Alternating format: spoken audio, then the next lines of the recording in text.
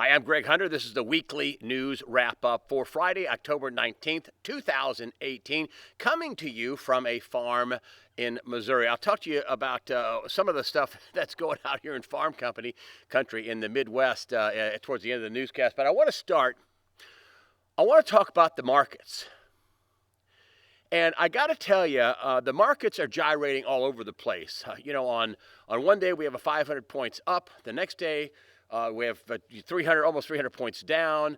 I was talking to Gregory Mannarino, and he says, it's all fake. I mean, this is his reoccurring thing. It's all fake. I'm watching the futures. He's a professional trader, and a good one. And he says, I'm watching the futures overnight, and the 10-year Treasury, spikes up to 3.21, almost 3.22%, and then boom, it's back down to 3.15, and then now it's back up to 3.8. Those are big moves. I know it's 5 or 6 or 7 basis points, but the Treasury market is a huge market. You have moves of 5 and 6 and 7 basis points in less than 10 hours in a trading day. It's a gyration. It's a crazy gyration. It doesn't seem like a lot, to the normal person like me or you or anything else, but it's a huge move when you're talking about money and the size of the Treasury market. So to me, it just looks bizarre. Dennis Gartman, who is a market forecaster, newsletter writer, whatever, I'm not a big fan of Dennis Gartman, but he said something the other day, and everybody on CNBC went, and he said, listen, I know this is the day they had 500 points up. I think it was Wednesday. And he said, I know the market's up 500 points. But I got to tell you, there's no conviction with this market. It's very light trading. It's not conviction. He says, when the market sold off 800 points, there was a conviction. That was a widespread sell-off. And it doesn't bode well for what's going on in the markets. Something big is underfoot. I've had a lot of financial people on in October. October has been a terrible month for the markets in the past. And, 1929, the big crash then, and 08, the big crash then. It's not been a really good time. Now, listen, I like Donald Trump, but he came into office with $20 trillion in debt. And now it's 21.6 trillion in debt. That's the federal debt. And I had Dr. Mark Skidmore on, and I want you to breathe this in, folks. That $21 trillion additional, as in on top of the 21.6 trillion that we own up to, which is way over 100% debt to GDP. And bad things happen when your debt to GDP goes over 100%, even in a completely managed, as Gregory Mannarino says, fake market, as we have now. Then you have Russia and China doing a bilateral trade agreement where they're not using dollars anymore. It's the de-dollarization of America, of the dollar, of the world, the American dollar. And I got to tell you, this 21 additional trillion dollars, did it go to the space program? Is there a breakaway civilization? Did they just blow the money? What happened? They accounted for it. A lot of people don't think this is real. It's real. The OIG, Inspector General report of Housing and Urban Development and Department of Defense, they were real reports until they scrubbed them off the internet. Then they made it a national security interest. So they didn't say that Dr. Mark Skidmore was wrong, that he's cray-cray, kooky, that his people, he was an expert in public budgets. He's a PhD in economics, Dr. Mark Skidmore from Michigan State University. They said it was a national security issue and everything else. We put it back on, but it's all redacted. So they scrubbed it off the internet. Folks, that's something huge. If you ask your money manager, hey, are you considering the additional on top of the 21.6 trillion that they're admitting to in the national deficit, the national debt, are you taking into consideration the additional $21 trillion? And if they go, what's that? You'd be better off just, buying food and gold and paying off your house and having, that's a real number, folks. And they're de-dollarizing between China and the U.S., and then China had a big thing where they're not buying treasury bonds anymore, and who's going to buy all that debt so we can fund America? Then you have Donald Trump coming out, and he's talking about a 5% decrease. And for the longest time, they're talking about the penny program, which was a 1% every year. You'd balance the budget in X amount of years. Well, he's saying, I'm asking all my department heads, exempting Department of Defense. I'm asking all my department heads to come up with a 5% reduction. Now, there's separation of powers, and the executive branch, oversees what happens. Congress controls the purse strings, and then you have the judicial branch to make sure everything's constitutional and legit and legal and whatever. So, there's no small wonder why Donald Trump, with a ballooning federal budget, annual deficit, I think it's up to almost $800 billion, 700 and something. He's asking for cuts inside his departments, and people, we can't cut. Well, you either can't cut or something bad's going to happen to the dollar, or both.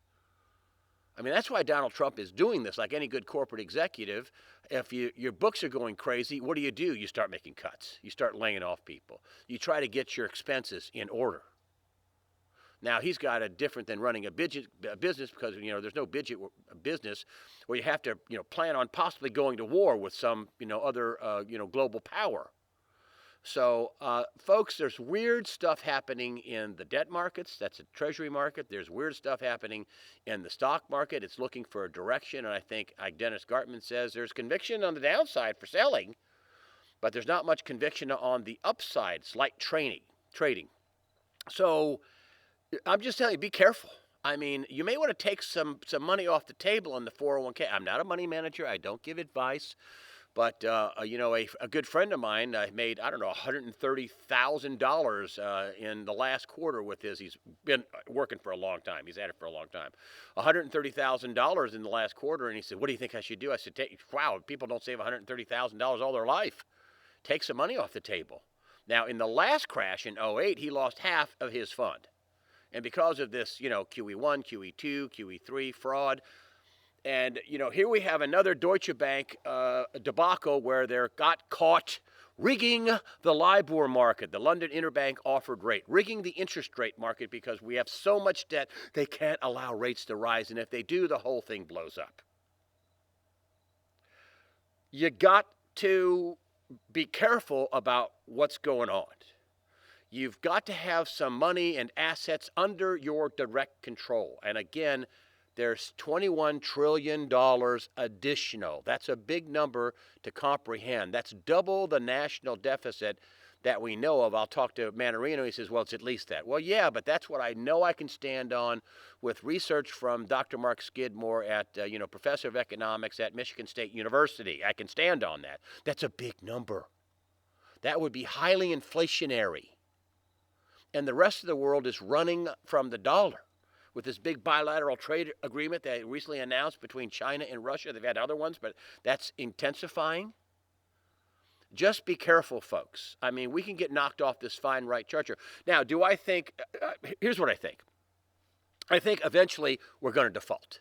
Somebody wrote me and said, we can just don't worry about the debt. We can just sell the assets, the Grand Canyon, and we can sell all the mineral rights in Nevada, which is what they were trying to do at the Bundy Ranch with Harry Reid. We can, I think, we can sell the farmland in Iowa and Missouri and Kentucky, and we can sell. No. That ain't going to happen. We're not cutting the country up. That's why Trump was elected.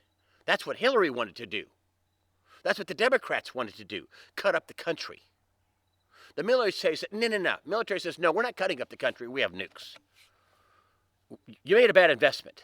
And this is why I go back to Jim Sinclair and one of the most important things he said probably ever, but certainly in the last year or so.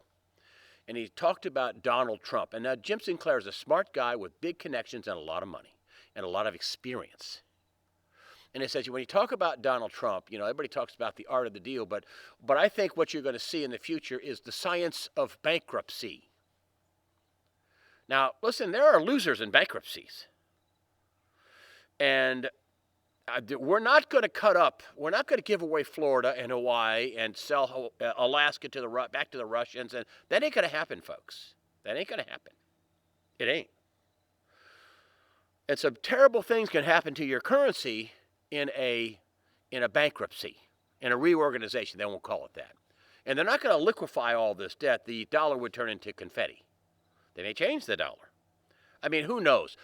And we have never been here before in human history. Never have any country ever, never has the world acquired this much debt, where the world reserve currency has this many outstanding notes, dollars, digits, whatever you want to call it. It's never happened in human history, at least all the way back to the flood. So what could happen?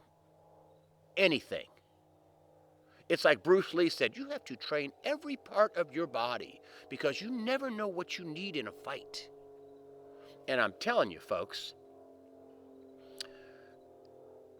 signals are going off, and it ain't good. Next up, I want to talk about this Mexican riot cops deployed for a caravan showdown after Trump snaps his fingers. Well, let me tell you, he didn't snap his fingers. He threatened to cut off the money to everybody. We read on here, and this is his tweet, President Trump's tweet. In addition to stopping all the payments, I must, in the strongest of terms, payments to people like Mexico, Honduras, Guatemala, and El Salvador. I must, in the strongest of terms, ask Mexico to stop this onslaught. You think we could hurt them financially? Yes, we could. And they're letting 4,000 people just roll through Mexico from Central and South America. And if they are unable to do so, I will call up the U.S. military and close our southern border. You got to ask yourself, who's paying for all these 4,000 people? Who's paying? Who's giving them water and food and shelter and tents and who's basically taking care of them? Mexico's a long country. That takes a long way. And I'd say this is yet another New World Order, George Soros, Democrat, take your pick, communist, dirty trick. And this is what they're angling for. They're talking about this blue wave. It's going to be a blue wave. I'm telling you, it's going to be a blue fizzle. Because the only way there could be a blue wave is if there's blue cheating to the max. And I was watching Democracy Now!, which they ought to call Communism Now, New World Order, communist,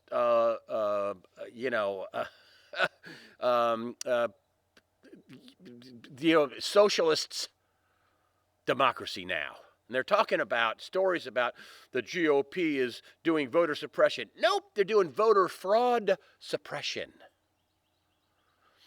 The Trump administration and other Republicans and other folks that are on the other side of the Democrat blue fizzle, so-called blue wave, are working on voter fraud and election fraud.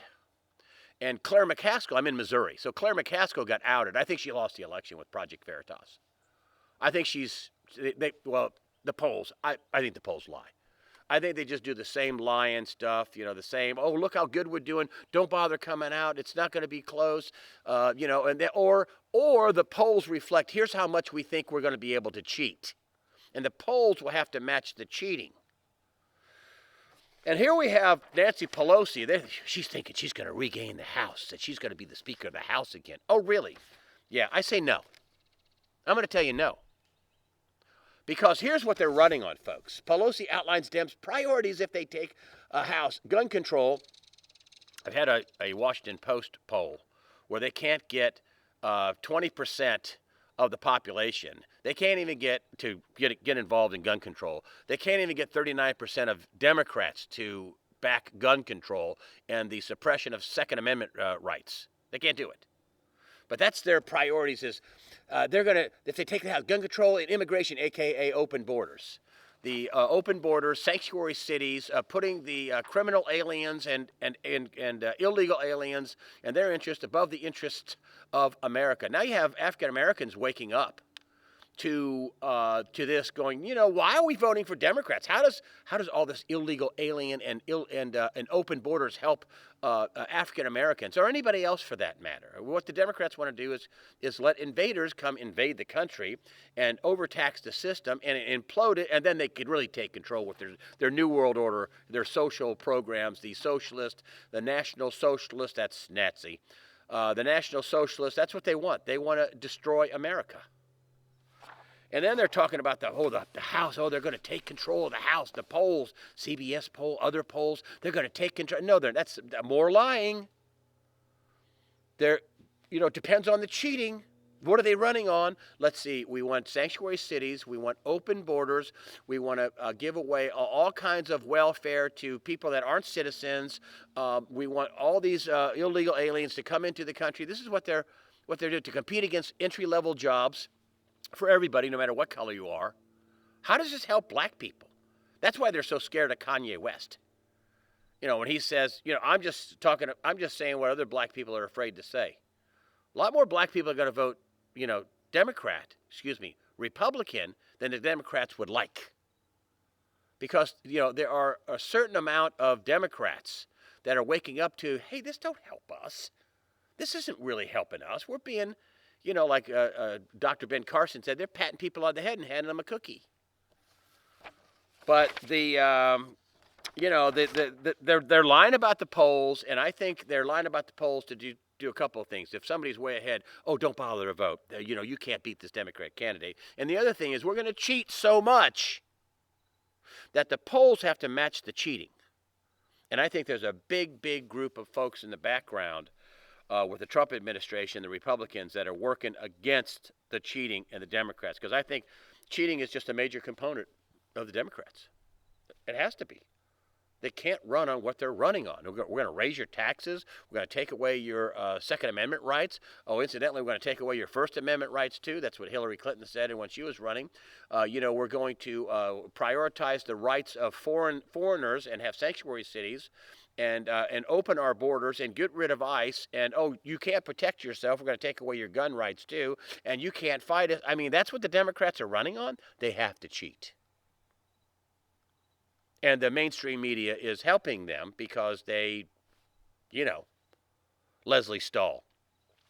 Mr. President, at 60 Minutes. Mr. President, will you pledge not to get rid of Robert Mueller? Really, Robert Mueller? Oh, hey, Leslie, don't you understand that was all ill-conceived? And according to Lisa Page, that they didn't have enough, they had no Russian collusion and still don't. When they impaneled Mueller, which makes it illegitimate.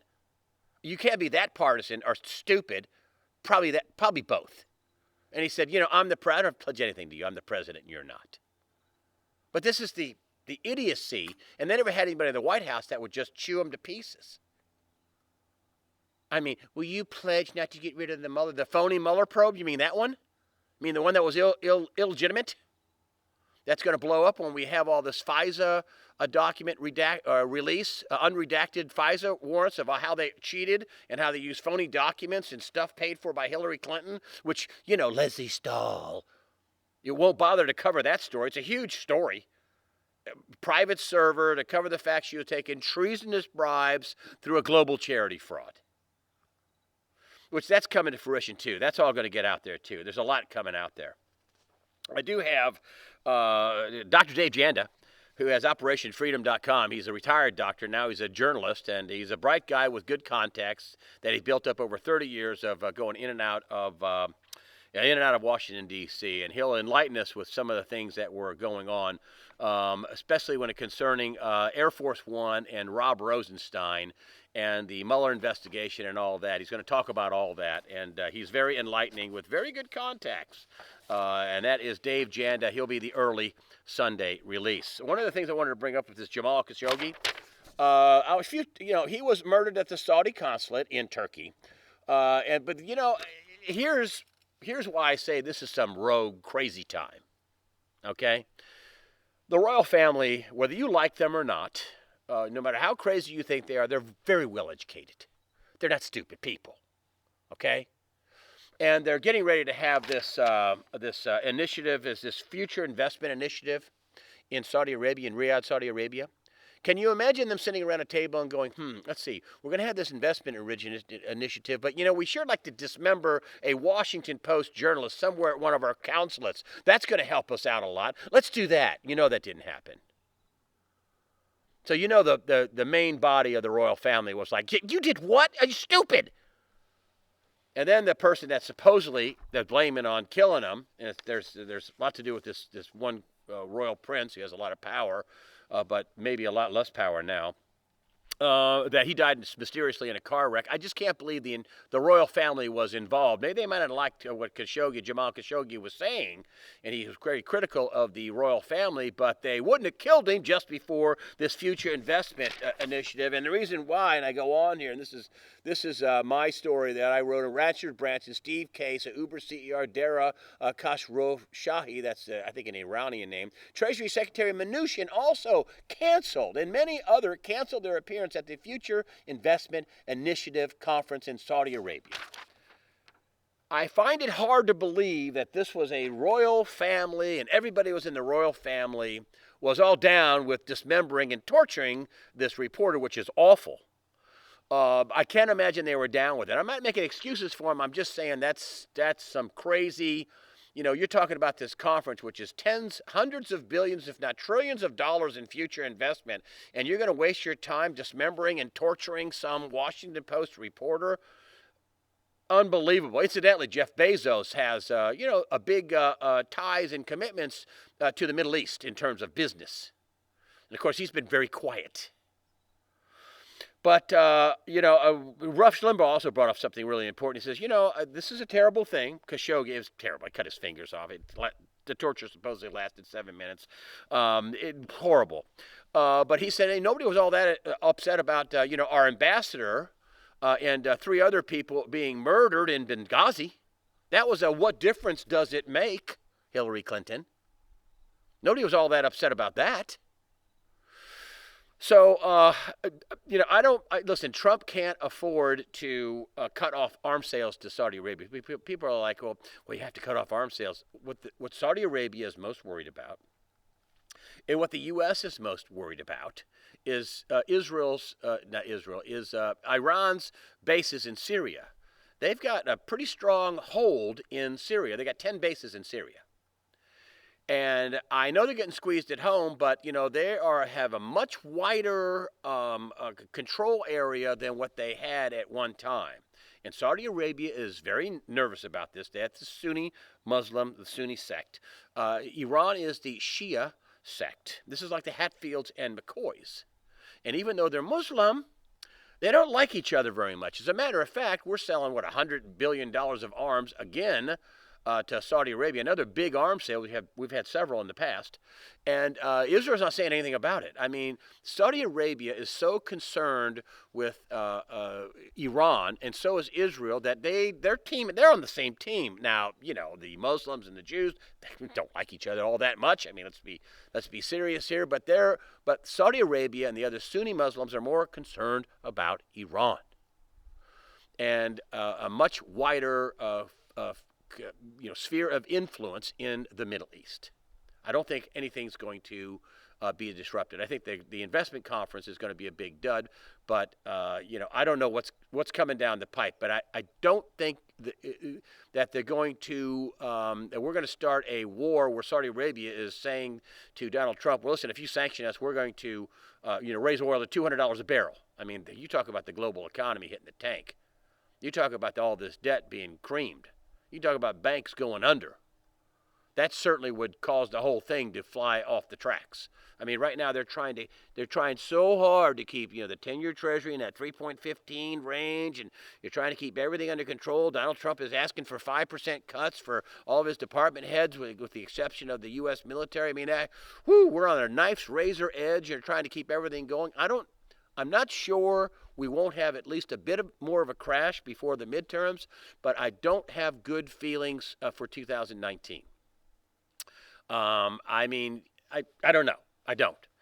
I tell you, I was from a farm in Missouri. If you look at the trees behind me, there's hardly any brown leaves.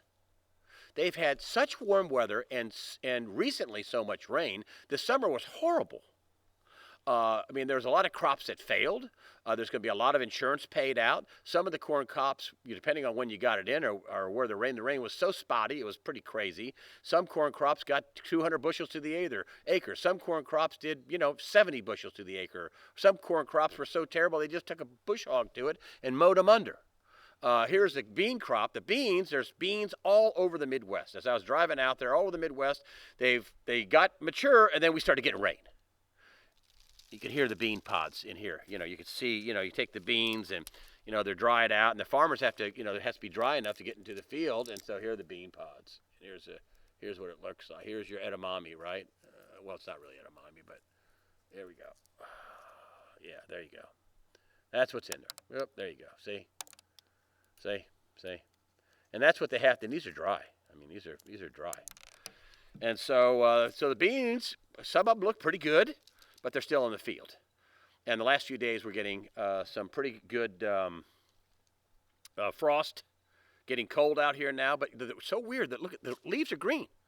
Here we have the 19th of October, and there's very few leaves turned brown on the trees, which I find kind of bizarre. At any rate, I really appreciate all the comments on USAWatchdog.com. Got smart people, post a lot of good links, a lot of good stuff. Really smart people. I appreciate that. Thank you for your donations. That helps us out.